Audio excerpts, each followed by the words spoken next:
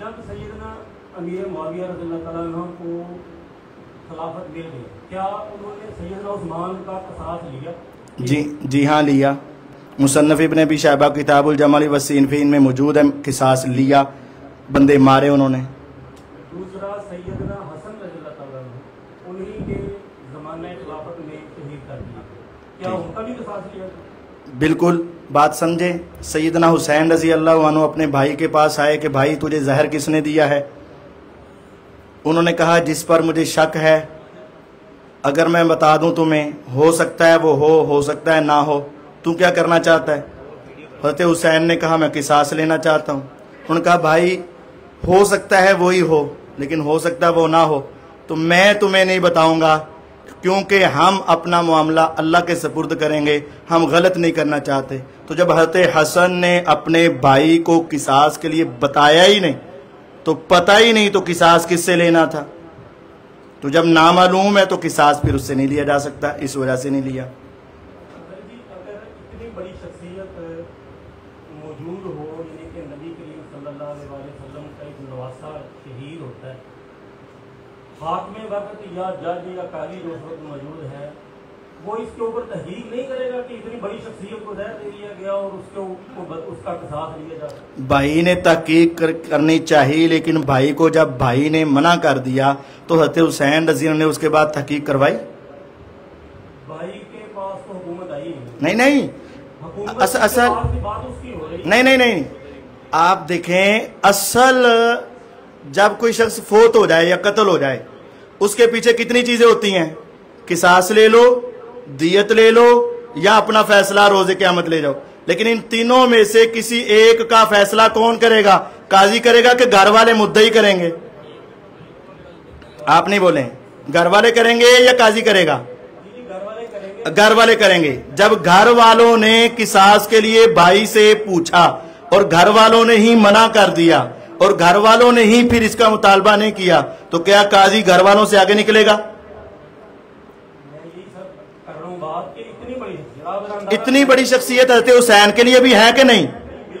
جب حضرت حسین رضی اللہ عنہ نے پوچھا اور بھائی نے نہیں بتایا، تو جب مدعی خود ہی اپنا فیصلہ اللہ کی عدالت میں لے گئے، تو کیا ہم اہل بیت سے آگے بڑھیں؟ اہل بیت سے آگے بڑھ جائیں؟ میری چھوٹی سی ریکویسٹ یہ ہے کہ دیکھیں، اتنی بڑی شخصیت کو جو ہے وہ شہید کر دیا جاتا ہے اور حاکم جو ہے وہ اس کے اوپر کسی قسم کا کوئی نہیں کرتا. ٹھیک ہو گیا، آپ نے کہا کہ حاکم نے غلطی کی، حضرت حسین رضی اللہ عنہ نے کہا کہ تم نے غلطی کی. آج آپ اس وجہ سے حضرت معاویہ کے بارے میں سوال کر رہے ہیں، جس کا بھائی شہید ہوا، اس کو زیادہ دکھ ہے بھائی کا یا آپ کو؟ سچ میں بتائیے گا. بھائی کو زیادہ ہے. بالکل میری بات سنیں، جس وجہ سے آپ حضرت معاویہ کو غلط کہنا چاہ رہے ہیں کہ آپ صحیح کہنا چاہ رہے ہیں کہ غلط؟ صحیح کہہ رہے ہیں.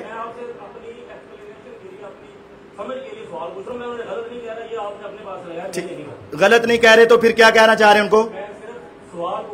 سوال میں جب غلط نہیں ہے تو پھر کیا کہنا چاہ رہے ہیں؟ نہیں، سوال میں آپ حضرت معاویہ رضی اللہ عنہ کو بدلہ نہ لینے کی وجہ سے کیا کہنا چاہتے ہیں؟ کچھ بھی نہیں کہنا چاہتے. یہ کیا بات ہے؟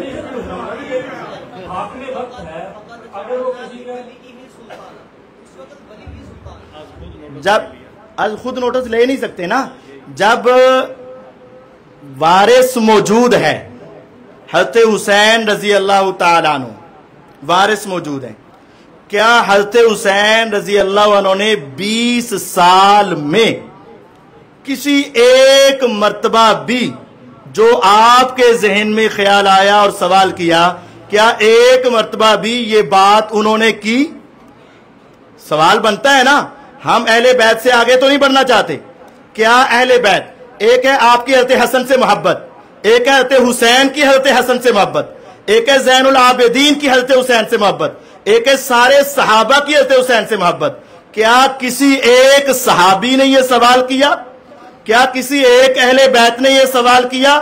کیا گھر والوں نے سوال کیا؟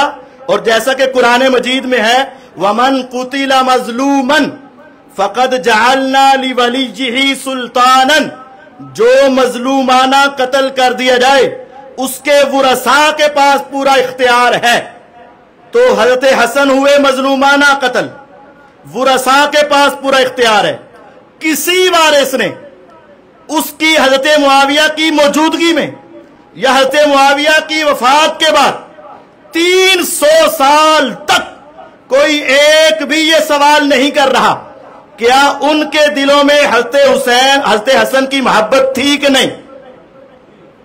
फिर भी सवाल नहीं कर रहे तो समझना चाहिए क्योंकि वो हजरत हसन का मामला उनकी अपनी मर्जी से, उनकी अपनी मर्जी थी कि मेरा फैसला तुमने नहीं करना। वरना हजरत हुसैन जब पूछ रहे हैं फैसले के लिए पूछ रहे हैं, हसन नहीं बता रहे, यानी वो फैसला दुनिया में नहीं करवाना चाह रहे।